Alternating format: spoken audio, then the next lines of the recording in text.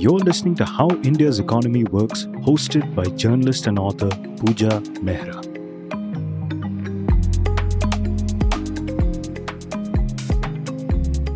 Hi, Rajeshwari. Thank you so much for coming to the show. Thank you so much for having me. Rajeshwari, the rupee is clearly under stress. The fall we are seeing, though, isn't a recent phenomenon. Since the present RBI governor stepped into office, the rupee has been on a downward spiral intermittently. But what is new is that we can detect a certain desperation in the RBI's defense of it. They spent nearly $40 billion in the forward and spot markets since Feb. And now they've shifted to off-market measures that different commentators are saying different things about.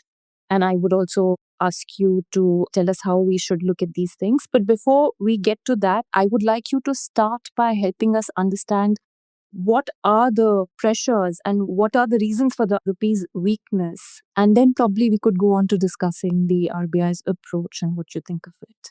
Sure. So, as you correctly mentioned, that even before the current bout of volatility and sharp depreciation, the rupee has been weakening for a while now. In fact, overall in fiscal year 25-26, including the current West Asia war effect, the rupee has depreciated close to around 10%, which has been the sharpest depreciation of the rupee since 2011-12, which is when the global financial crisis effect was unfolding. So there has been a lot of depreciation pressure on the rupee in general, and I'll talk about that a little bit later. But more importantly, what has been happening over the last 6 weeks, of course, is the repercussion of the West Asia war. And why is the rupee depreciating, or why is the currency getting so volatile as a result of the war? The primary reason is because of India's excessive dependence on imported energy. We are dependent on 90% or 80% of our oil requirements are coming from imports. About 40 or 50% of that is passing through the Strait of Hormuz, which is currently effectively closed. Then we also import substantial amounts of LPG as well as LNG. With LPG, particularly 90% of the imported LPG passes through the Strait of Hormuz, which again is effectively shut.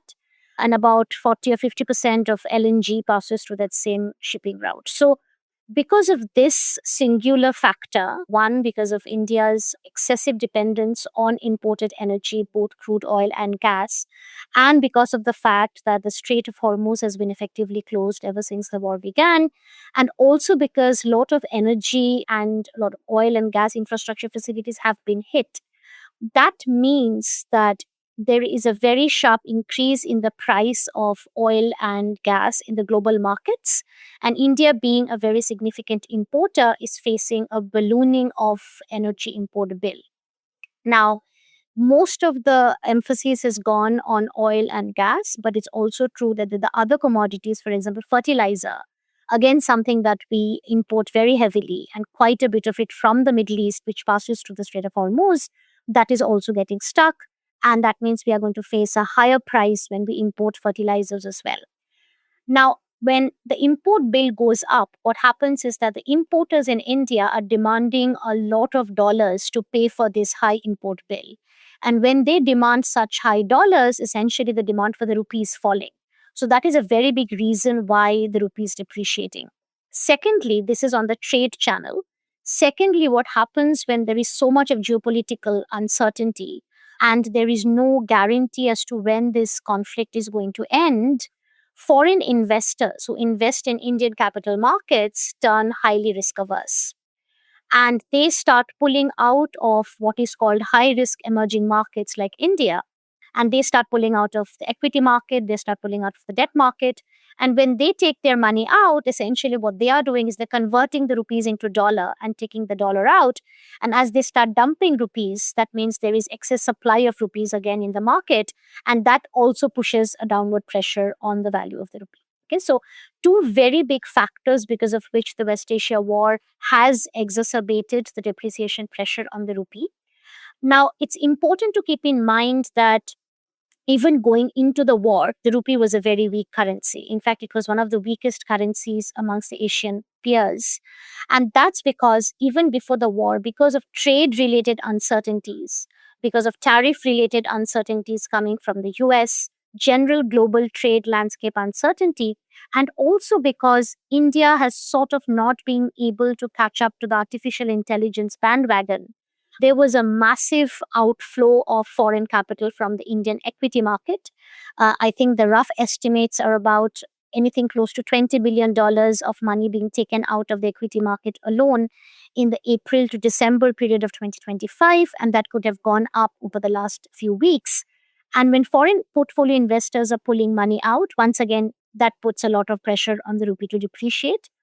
It's interesting to note that before the war in West Asia, the current account deficit, which is the trade deficit essentially, in India was not really very high. It was about 1% of GDP or even slightly lower. But the rupee depreciation before the war was very steep, implying that India was struggling to finance even a low current account deficit, which is about less than 1%. And the reason this is important to understand is because there was a point of time when India could very easily finance 2% of GDP, when the current account deficit was around 2% of GDP. In fact, during the boom years of 2004 to 2009, India could finance close to 9 to 10% of GDP, right? That's how big the capital inflows were. So there is a very deep fundamental problem that has been playing out even before the war started, that India is not being able to finance even a 1% of current account deficit because of sustained capital outflows, both foreign portfolio investment, net FDI has practically been zero. So we are not able to attract enough foreign capital. Indian assets are not considered to be valuable or rather good enough to invest in, as a result of which we have been struggling to finance current account deficit. Now, when you add the war related pressure on the current account, the situation gets significantly worse. Because, as I was just saying, because of the war and the rising import bill, the current account deficit is now going to become much higher. Also, because remittances, which is a big part of our current account, a lot of the remittances come from the Middle East. Presumably, that's going to take a hit. Also, about 15% of our exports go to Middle East. All of that is stuck because ships are not able to cross the Strait of Hormuz. So all of that pressure the current account deficit to go up. Now, if let's say the current account deficit in the fiscal year of 25-26 or the next fiscal even goes up to close to 2% of GDP, then we are in serious trouble because, as I was just describing, we are even struggling to finance 1% of that. So anything above 1% is going to become even more of a problem to finance with the sustained capital outflows, which means the pressure on the rupee to depreciate is going to continue to be very strong.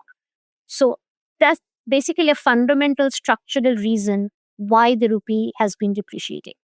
I think that's a good way to understand why the RBI is seeming almost desperate in its defense of the rupee.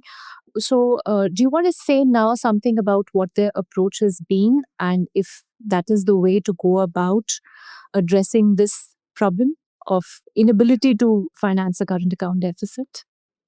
So the RBI has been trying very actively to stem the rupee depreciation even before the war began by selling dollars and buying rupees in the spot market. And because the spot market intervention shows up directly in the foreign exchange reserves, and when the foreign exchange reserves start depleting, then there is a bit of a panic in the market because reserves, ironically, have become a barometer of macroeconomic health.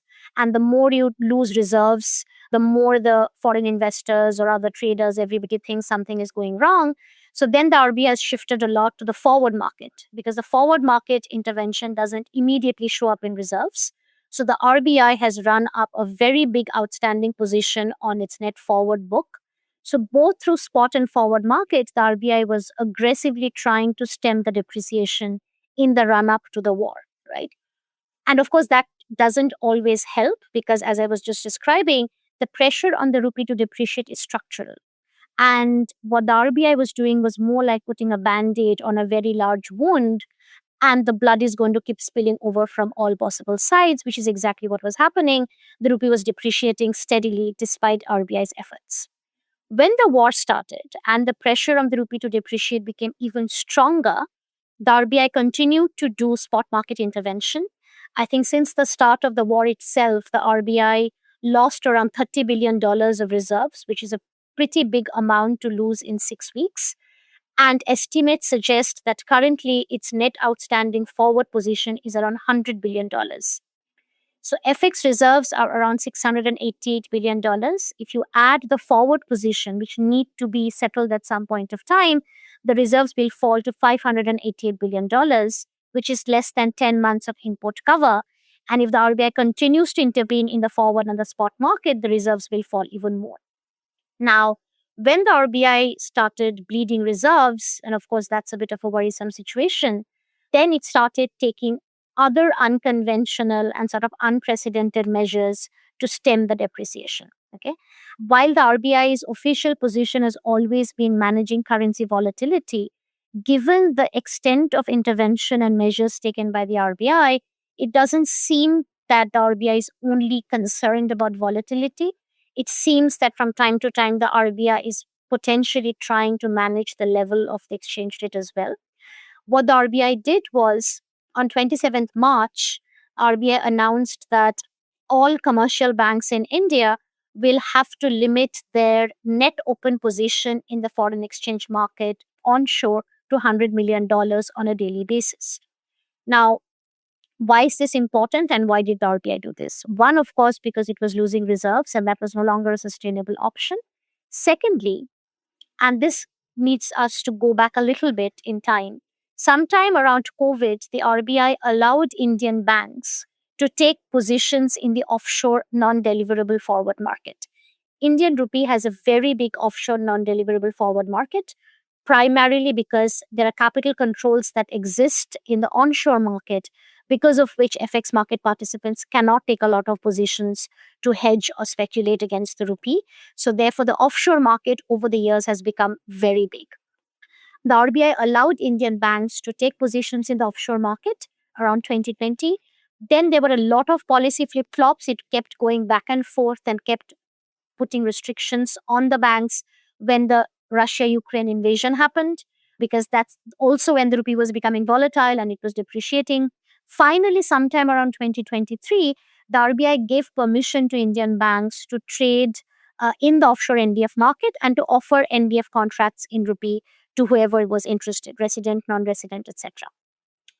So, what the banks were doing, and that's a perfectly legitimate, normal trade to happen, when the current crisis started unfolding in West Asia, the spread on the dollar rupee contract between the onshore market and the offshore market started widening, because rupee was much more depreciated in the offshore market, because there is no RBI trying to prevent the depreciation. Sort of the true value of the rupee was unfolding in the offshore market, but at the onshore market the rupee was overvalued, and that creates a perfect arbitrage condition which the banks were legitimately exploiting because they had been given permission by the RBI to participate in the NDF market. They did not do anything that they were not supposed to do. Do you think RBI should not have given this permission? Um, Let me come back to that, and that's a very, very important point to address. So, what the banks were doing was they were essentially buying dollars onshore at a low premium, and they were selling dollars offshore at a high premium, because offshore the dollar was stronger and the rupee was weaker. And they were benefiting from this carry trade, right? And when they were doing it, because they are buying dollars onshore, they were essentially taking a long position on the dollar onshore. That was further aggravating the depreciation pressure on the rupee. And that's what the RBI wanted to curb. Okay, so what the RBI told banks on March 27th is you have to basically the RBI imposed a cap of $100 million on a daily basis on all net open position taken by Indian banks in the onshore foreign exchange market. What that meant was any position above $100 million had to be unwound. And estimates suggest that banks were carrying an outstanding open position of about 30 to $40 billion. That was a very large position that the banks had, because, of course, when the spread is widening, it was a very lucrative opportunity for the banks to exploit the arbitrage opportunity. As I said, perfectly normal trade. So then banks started unwinding the trade. But what also happened was that when banks were given this cap, they shifted this to the corporate treasuries. They were basically trying to settle it through the corporate treasuries and doing the carry trade through that. So that's why the rupee did not adjust much after the March 27th directive. So then what RBI said on 1st April is that not only is there is $100 million cap, on top of that, banks, Indian banks, are banned from offering any kind of non-deliverable contract to resident, non-resident counterparties, whatever it is, essentially severing the link between the onshore market and the offshore market. And that was a pretty unprecedented and sharp measure, a strong measure to take. The net result was that the banks had to unwind everything by April 10. That was the deadline given to the banks. And the banks incurred a mark-to-market losses of anything between 4,000 to 5,000 crore rupees, which is a pretty big amount. And share prices of many large banks fell because they were taking all these MTM losses on their balance sheet. And roughly, I think by April 10, they were able to unwind most of their positions. Now, you asked the question about should RBI not have given permission to the banks. I think the way to think about that is RBI did the right thing by giving banks the permission to trade in the offshore market, because this was RBI acknowledging that there is an offshore market where there is a lot of trade that's happening in the rupees. And it doesn't make any sense to keep the two markets separated, because that is ripe for a speculative attack on the currency, because you have two different exchange rates prevailing in two markets in some sense. And that does not make any sense if you want to move towards capital account liberalization. And most importantly, RBI's goal or the government's goal has been internationalization of the rupee, right? If you want to internationalize the rupee, it makes no sense to have two different markets and the price discovery switching from one market to the other depending upon global volatility. It makes sense to merge the two markets and have a single market of the rupee dollar trade and let all Indian banks and entities trade in that unified market. So I would say it was a very good thing the RBI had done by allowing Indian entities to take position in the offshore market. But now going back on that, I think is extremely damaging. And we can talk about why I think that is a problem. So I have many follow-up questions. First of all, the governor said that this is only a temporary measure. But I'm afraid, hasn't the signal gone out that, as you said, that the RBI has been flip-flopping? There is policy uncertainty, and that becomes a source of risk. And once investors burn their hands, they're not always keen to return to a jurisdiction where such regulatory flip-flops take place. So was it worth it for the RBI to do this? There could have been alternatives. There could have been alternatives where the economy could have been allowed to adjust to higher oil prices, and a change in demand accordingly could have taken place, and several other things. So one, was it worth it for the RBI to do this, even if it is temporary? And can it really be temporary? The lingering sort of signaling effect remains, not just in this market, in any other market, that here's a regulator where that is all right with flip-flops. Secondly, people who need to hedge their rupee positions, whether it is rupee debt, etc., do they have ample instruments to do that, or that gets affected? And three, has speculation been appropriately and effectively curbed, or is it still somewhere out there hidden from the RBI's view? Has this been an effective way of dealing with the kind of speculation they were going after? Yeah. So let me address the first question. And first of all, these are all very good questions and very pertinent questions. So let me first go to the point that you said about, is it worth it or was it worth it? And the one word answer that I would give is no, it wasn't worth it. And why do I say that? First of all, banks are regulated entities of the RBI, right? And they were doing trades, they were taking positions because the RBI had given them the permission to do so to begin with. They were not doing anything illegitimate or illegal, right? They were perfectly within their legit permission given. It was a perfectly normal trade that they were doing, because we also have to understand banking is a business. And once you give banks permission to do this, they saw an arbitrage opportunity which they exploited. And that is something that any business would do to make money out of it, right? So there was nothing wrong in what the banks were doing, but the banks got penalized very heavily for doing something that was not illegal, right? And the bank stakeholders also had to pay a price for it, because Bank Nifty fell by close to 4%. Some big banks' share prices fell by more than 6%, right? So stakeholders had to take a hit, the banks had to take a hit on the balance sheet, and for what? That's the question about, was it worth it? The reason it wasn't worth it is because, as I started saying in the beginning, the pressure on the rupee to depreciate is structural. It's a fundamental reason why the rupee is depreciating, and it will continue to depreciate because A, there is not enough demand for rupee assets, There wasn't enough demand for rupee assets even before the war began. That is something that policymakers need to think about deeper, that why aren't foreign investors demanding rupee asset? What has fundamentally gone wrong? Secondly, because of the war in West Asia, the import bill of India is going to go up. That means current account deficit will go up. The balance of payments has already been in a deficit even before the war began. Now the balance of payment deficit is going to become worse because we have a widening current account deficit and a falling capital account surplus. As the balance of payment deficit widens, the only way for it to adjust is for the rupee to depreciate. So the rupee depreciation is required for the balance of payment to balance. And because of the structural pressure, India is a relatively open capital account today. We cannot prevent the rupee from depreciating, right? So that is sort of a futile effort. That currency defense does not work when you have a relatively open capital account and you also have an open current account, right? So that's where the question of whether it was worth it becomes clear. I call it like a quixotic quest of the RBI, that you're constantly trying to defend the rupee whenever the crisis unfolds, to realize that it can't be done, but they never really seem to change the stance. And it's the same movie keeps playing out over and over again, from taper tantrum to Russia-Ukraine invasion to the West Asia war.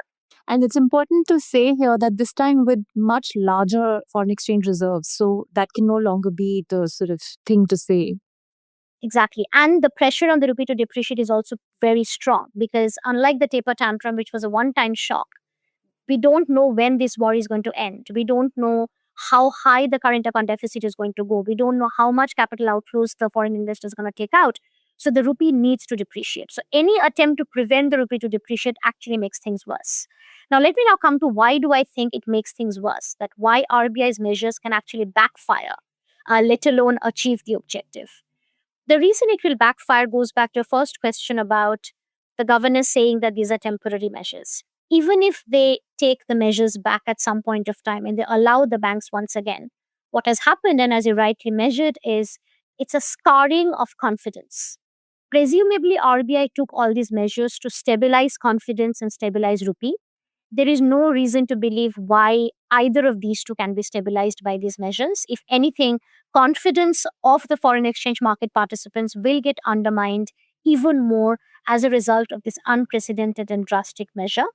Banks, as I said, were doing something that they were allowed to do. It was a legitimate trade, but now they had to take a loss and they got penalized because of that for a policy goal that has nothing to do with the banks themselves, which is rupee defense.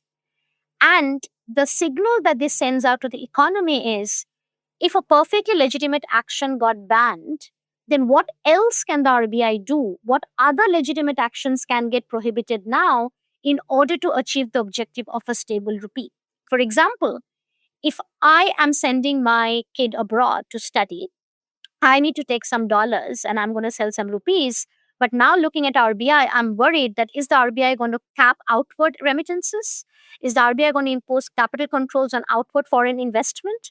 So that means any investor who wants to take money out is going to take money out now before the capital controls and outflows are imposed. Anybody who wants to send a kid abroad or needs any kind of outward remittance that needs to happen is going to do that now, is going to somehow send money abroad. So exacerbates the pressure on the rupee to depreciate because everybody is now gone into the guessing game of understanding what the RBI is going to do next. When the rupee continues to depreciate, it can't lose reserves anymore. The NBF market and the forward market move is already done. What else can it do, right? So that backfires because that further puts pressure on the rupee to depreciate because everybody will just scramble to take the money out before the next set of controls get imposed, right? The other thing that you asked about the hedging, what this does is two things. One is because of the $100 million limit on banks' net open position in the onshore foreign exchange market, the onshore market just lost a lot of liquidity, right? And the market became very thin because of this cap. Because the earlier limit was internally decided by banks up to 25% of the tier one capital, which could be much, much higher volumes of positions taken in the FX market. Now you're down to only $100 million of daily limit to be taken in the FX market. So now for anybody who wants to hedge their exposure, the cost of hedging just went up significantly. Importers are already facing a very high hedging cost as a result of this because banks are no longer in a position to offer hedge they have this limit that they have to satisfy, right? And what is worse, and I don't know how many people are realizing it, it also puts a hedging pressure in the offshore market. Because if I'm a foreign portfolio investor and I'm investing in rupee asset, I need to hedge my rupee exposure. But the counterparties in India are not willing to offer any kind of hedging contract because they are going to be extremely reluctant to get into any kind of FX activity now. And they can't because of this separation between onshore offshore market. The Indian counterparties cannot offer any kind of rupee hedging to foreign portfolio investors sitting abroad, even through their related parties. So think of it like a State Bank of India of Bombay cannot really do that counterparty transaction with State Bank of India Singapore to offer rupee hedges to a Singapore pension fund who's willing to invest in Indian assets, which means foreign portfolio flows, which is something that we need now in order for the rupee to become stronger, that kind of hedge is also not going to be available or is going to become extremely costly, which directly discourages foreign capital inflows, right? So, what the RBI's measures may end up doing is it will encourage outflows because everybody is now worrying about what the RBI is going to do next. And it will discourage inflows because hedging became much costlier and much more difficult for FPIs who wanted to invest in Indian rupee assets. And it also became costly for importers who need to hedge their exposure because their import bill is very high and they need hedges, but their hedging costs also went up, and that is an additional burden on the importers. So, multiple ways why this can and is going to backfire because of the knee jerk reaction of the RBI. No, I can't help but think that is it that the RBI is on a different planet and you and I are on a different planet? Surely, if we can see this, the RBI with its huge army of economists and foreign exchange experts who've done this their entire lives can see this. So, what is really going on? So, there was a mention in a post policy press conference meeting that this was presumably done because there are self fulfilling expectations which are creating disruptive volatility on the exchange rate, meaning that there is a speculative activity happening which needs to be stopped. Now, I think what's important to understand is when there is a market, like a foreign exchange market, which typically should be highly liquid, we need speculators to do market making and to add liquidity to the market, right? So somehow in India, speculation, even after more than 30 years after liberalization, speculation continues to be a bad and dirty word. If we believe speculation in a bad and dirty word, we really should not be a market oriented economy. We should go back to being a socialist, command and control, centrally planned economy. Any market oriented economy with markets needs to have speculation because the speculators are the market makers who add liquidity on a high frequency basis, on a minute by minute, second by second basis, right? If you choke off speculation, if you choke off the market making activity, then you're going to have very bumpy swings in the exchange rate, very large movements in the exchange rate because there isn't enough people or there isn't enough demand and supply in the market to equilibrate the exchange rate at a very high frequency level, right? So what's going to happen is the price is going to adjust with very large swings. And then I think what we are going to see is RBI coming up with more creative measures to prevent the inevitable swings from happening. What you get is a highly distorted market, which ceases to be a market because you have a very giant participant like the central bank who's trying to choke off every possible source of liquidity into the market. And when you choke off liquidity, you don't have a market anymore. Okay. So that's the state that we are in. That if we don't understand why speculation is needed, why arbitrage conditions will get exploited, then we just should not have markets. Then we should go back to the good old days of centrally planned command and control economy where we think markets are bad, we think arbitrage is bad, we think speculation is bad, we think profits are bad. Then that's the choice that we have to make. But once we have decided to open up the economy in 1991 and have followed through to some extent, you have some kind of a market determined exchange rate, so to speak, and you're trading with the rest of the world, you just have to do what the market demands, whether it's a volatile tile or whether it's a peace tile. In a volatile time, all the more, coming back to the depreciation point, the rupee needs to depreciate because there is a fundamental imbalance that has happened on India's external accounts because of the West Asia conflict. And the only way that imbalance can be balanced is if the price adjusts. There is such a thing called the price system in any modern market economy, whether we want to deny it or not. That's up to our own peril. But we need to let the price adjust. And in this case, the most important price is the exchange rate. It needs to depreciate. Why? Two reasons. When the rupee depreciates, exporters become a little bit more competitive, which is very important in the current environment, that they are able to export a bit more and earn a bit more from their sale. That is something that they need. Imports become more expensive, which is good because Indians need to import less now. Because if we continue to import the previous amount at a high level of energy and fertilizer prices, our import bill will go up even further. So imports becoming more expensive is good. Exports becoming cheaper is good. That is what is needed. Secondly, when the rupee depreciates, Indian assets become cheaper. And so for foreign investors, it becomes more lucrative to then invest in Indian assets because they become cheaper. And that is when capital inflows can restart again, or maybe as much of capital outflows will not happen.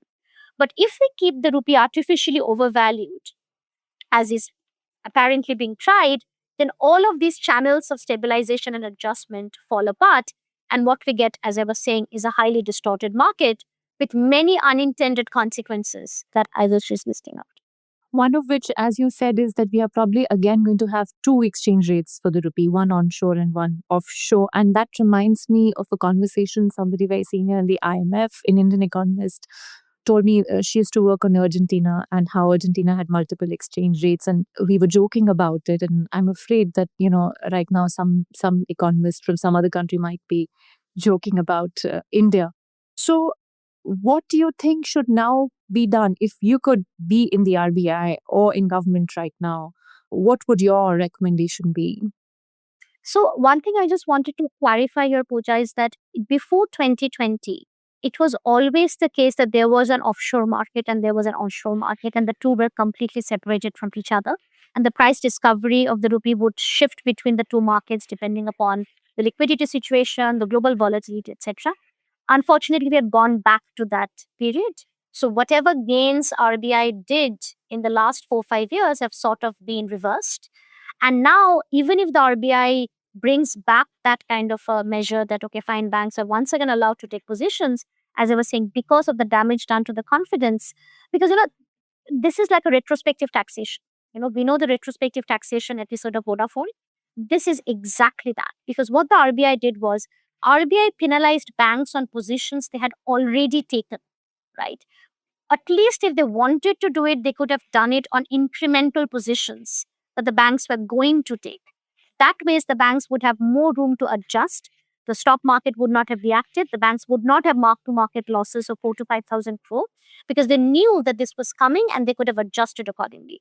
But by doing it on positions that the banks already had, this was a retrospective taxation impact on the bank balance sheet, which is why I'm saying that the confidence damage is going to be so much longer lasting that I very much doubt, even if the RBI goes back on this, there's going to be any kind of interest amongst the banks to take FX positions again in the offshore market or even onshore market.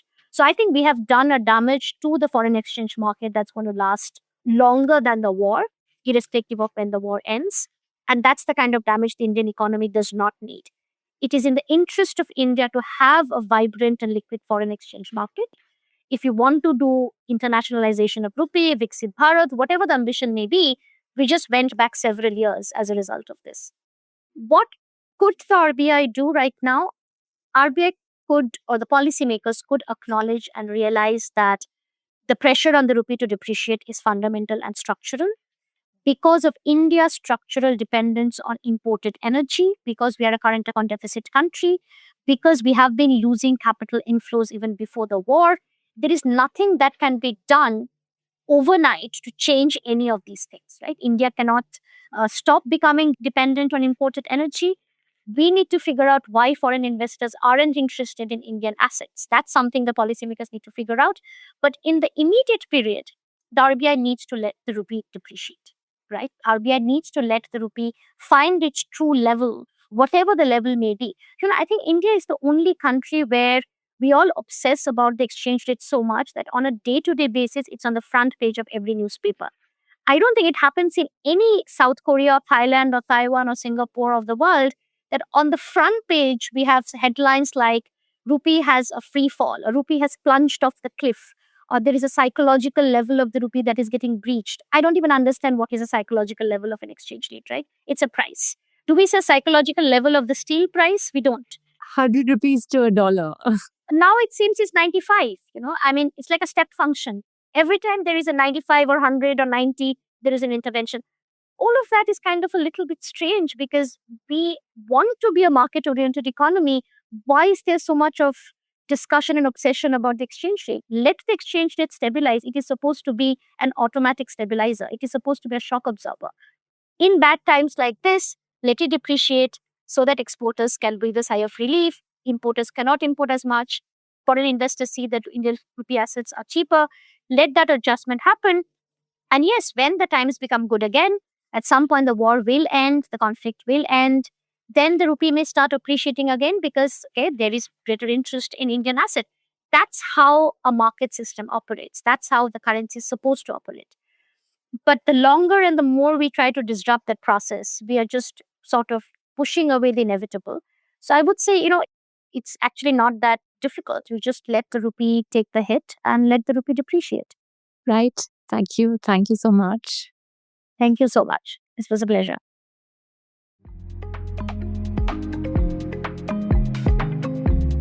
You've been listening to How India's Economy Works, hosted by journalist and author Puja Mehra. Do stay connected with more of our coverage at the core. You can check out our website or sign up to our newsletter at www.thecore.in.